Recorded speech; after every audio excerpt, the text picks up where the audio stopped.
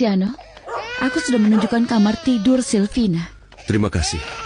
Silvina, aku ingin kau merasa nyaman dan betah di sini. Terima kasih Tuan Larios. Aku sudah mendampingi Tuan Adolfo selama bertahun-tahun. Dan aku dapat meyakinkanmu dia bermusuhan terhadapmu karena dia merasa kesepian. Tapi aku mohon beri dia waktu agar sifat baiknya punya kesempatan untuk muncul. Aku dan Adolfo sudah berteman sejak lama. Aku dapat meyakinkanmu, Dulce Maria telah memberikan dampak yang besar bagi hati nuraninya. Aku senang kakek membuka mata lagi. Anakku tersayang dan Ciripa tidak membuat keributan lagi. Putriku dan adikku benar-benar berperilaku baik. Kami bahkan tidak perlu memarahi mereka. Panggil Dokter Heredia segera, Heredia. Sipirili. Tapi sebelum itu beritahu aku apakah kakek menyukai bungaku. Simpan saja, suruh Dokter Heredia segera datang ke sini. Dulce Maria bilang kau ingin bertemu denganku. Iya.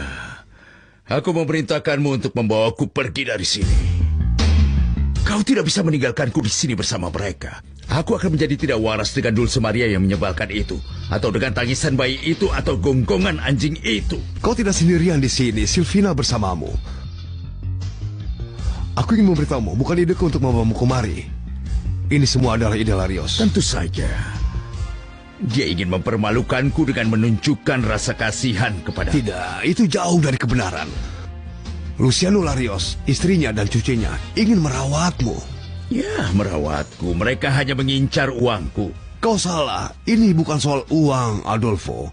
Ini soal kasih sayang. Ya, tentu. Larios memintaku membawamu ke rumahnya karena kau adalah ayahnya Angelica. Dan putrimu pasti menginginkan ini. Tunggu sebentar. Tidak ada yang bisa tahu apa yang diinginkan putriku. Dia sudah meninggal. Jangan sombong, Adolfo. Kau akan merasakan kehangatan rumah di sini. Ini bukan rumah. Ini dingin dan tidak ramah. Aku tidak menyukainya. Tapi ini tidak seperti rumah sakit. Ada keluarga di sini yang sangat menyayangi dirimu. Aku tidak akan sembuh di sini. Ini bukan rumahku. Ini bukan tempat tidurku. Mereka bukan keluargaku. Aku tidak bisa memarahi anakku karena dia masih terlalu kecil dan dia tidak akan mengerti. Tapi kau sudah dewasa sekarang.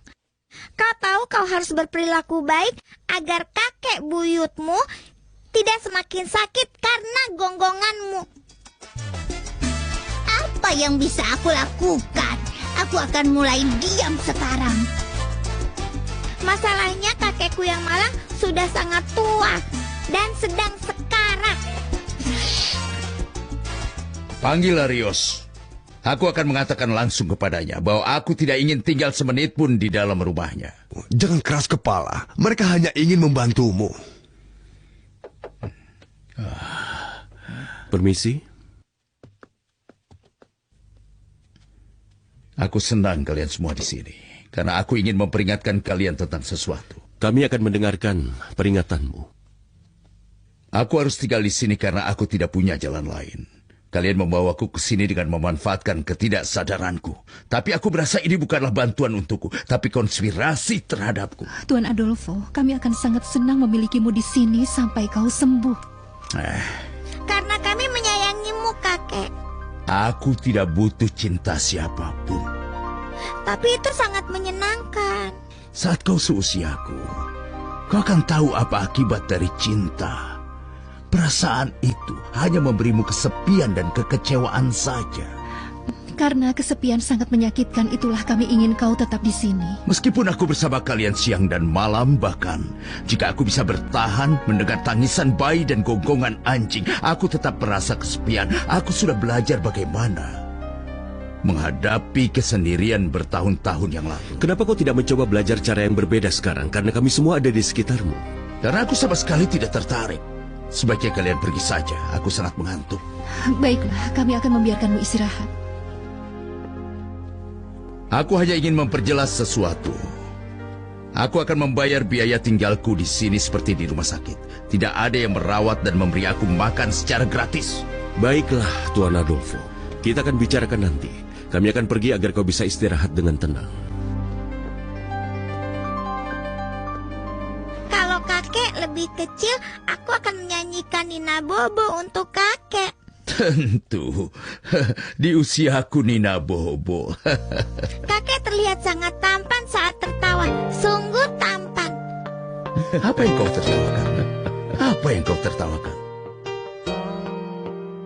Apanya yang lucu? Butuh sedikit usaha, tapi akhirnya Tuan Adolfo setuju untuk tinggal di sini. Itu luar biasa. Tapi dia tidak akan menerima apapun secara cuma-cuma. Dia akan bayar semua seolah-olah dia di rumah sakit. Rumah sakit yang sangat istimewa. Ada bayi menangis, gonggongan ciripa, dan tawa bonekaku. Cobalah untuk bersantai, Adolfo. Silvina sudah tahu apa yang harus dia lakukan tentang perawatanmu. Jika kau mengikutinya dengan seksama, maka kau akan bisa pulang dengan cepat. Percayalah padaku. Berisik sekali. Algodon pasti keluar dari kandangnya dan sedang berkelahi dengan ciripa. Suara yang buruk. Hewan-hewan itu akan membuatku tuli. Aku harus memarahi mereka agar mereka berperilaku lebih baik. Permisi. Ya, baiklah. Semoga tidur nyenyak. Kau tidak perlu minta izinku untuk pergi, Larios. Ini rumahmu sendiri.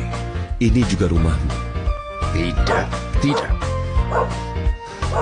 Aku akan kembali besok untuk memeriksa keadaanmu. Soal aku membutuhkanmu untuk datang.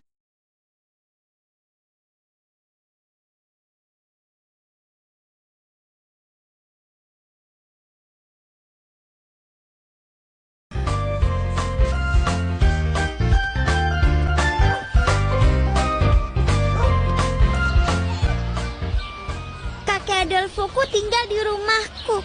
Jangan bohong, Dulce Maria. Kau sudah bilang dia tidak menyayangi.